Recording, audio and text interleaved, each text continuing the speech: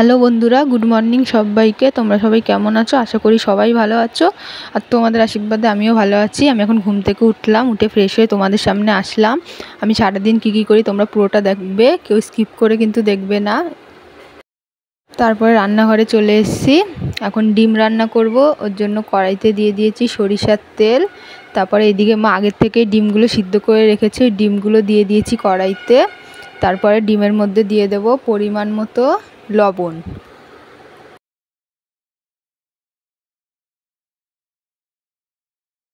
পরিমাণ মতো হলুদের গুঁড়ো। এবার লবণ আর হলুদ দিয়ে ডিমটাকে একটু ভেজে নেব হালকা করে। অনেক কাউকে দেখেছি ডিমের ঝোল করলে অনেক ডিমগুলো ভাজে না। আমার আবার ডিমগুলো না ভাজলে সাদা সাদা হয়ে থাকে না, ভালো লাগে না তরকারিতে দিলে। ওই জন্য একটু লাল লাল করে ভেজে নিলে কি তরকারিতে দেওয়ার পর দেখতেও ভালো লাগে ডিমগুলো। এই দেখো ভাজা হয়ে গেছে, তুলে নিয়েছি। তারপর কড়াইতে দিয়ে দিয়েছি একটু সরিষার তেল, তেলের মধ্যে দিয়ে দিয়েছি গোটা জিরা, তেজপাতা ফোড়নে। তারপরে কুচানো পেঁয়াজটা দিয়ে দেবো। পেঁয়াজটা দিয়ে একটু লাল লাল করে ভেজে নেব পেঁয়াজটা। আমাদের আবার অনেক দিন পর ডিম হচ্ছে, আগে তো প্রায়ই হতো ডিম, এখন অনেক দিন গ্যাপ দিয়ে তারপরে আজকে আবার ডিম হচ্ছে। তারপরে এই দেখো কেটে ধুয়ে রাখা ডুমু ডুমু করে আলুটা দিয়ে দেবো।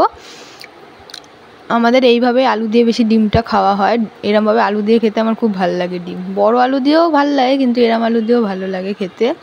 তারপরে আলুটার মধ্যে দিয়ে দেবো পরিমাণ মতো লবণ,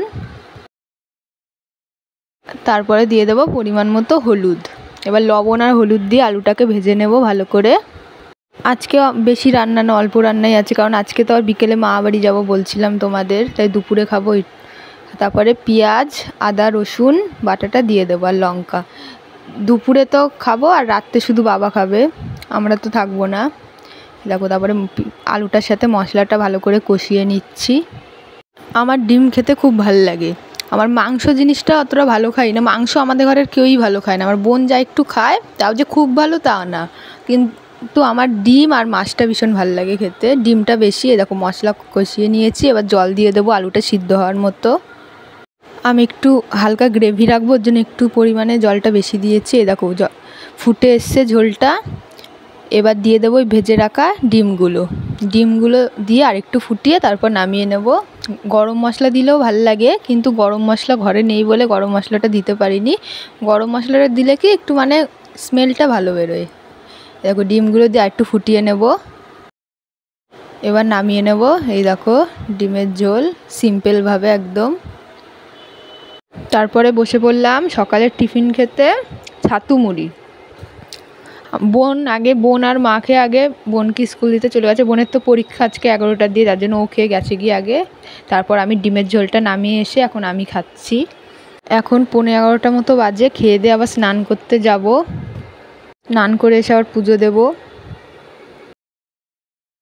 তারপর স্নান করে এসে বসে পড়লাম পুজো দিতে। আজকে দেখো অনেক ফুল হয়েছে, এক প্লাস্টিক সাদা ফুল, জবা ফুল আছে, অনেক ফুল ফুটেছে গাছে। আর দেখবো বেশি ফুল ফুটলে পুজো দিতেও ভীষণ ভালো লাগে। এবার আমি এক এক করে ফুলগুলো সাজিয়ে নিচ্ছি। আমার না এরকম সাজিয়ে সাজিয়ে ফুল দিতে খুব ভালো লাগে। আমার বোনও পুজো দেবে না, খুব সুন্দর ফুল সাজিয়ে একটা একটা করে। এ দেখো কী ভালো লাগছে বলো, আসনটা সাদা আর লালে দারুণ লাগছে দেখ। দুপুরে খেতে বসে পড়েছি। আজকের মেনু কাঁকরোল ভাজা, ডিমের ঝোল আর পেঁয়াজ দিয়ে ডাল। তাড়াতাড়ি খেয়ে নিচ্ছি, কারণ আবার তো বেরোতে হবে ঘুরতে, ওর জন্য তাড়াতাড়ি খেয়ে একটু রেস্ট নেব। তারপর একটু শুয়েছিলাম, এখন একটু ফ্রেশ হচ্ছি। এখন বাজে ওই 4:45 মতো। তো এখন আবার বেরোবো, একটু সাজগোজ করবো, ওর জন্য রেডি হয়ে নিচ্ছি মুখ হাত পা ধুয়ে। এই দেখো রেডি হয়ে গেছি।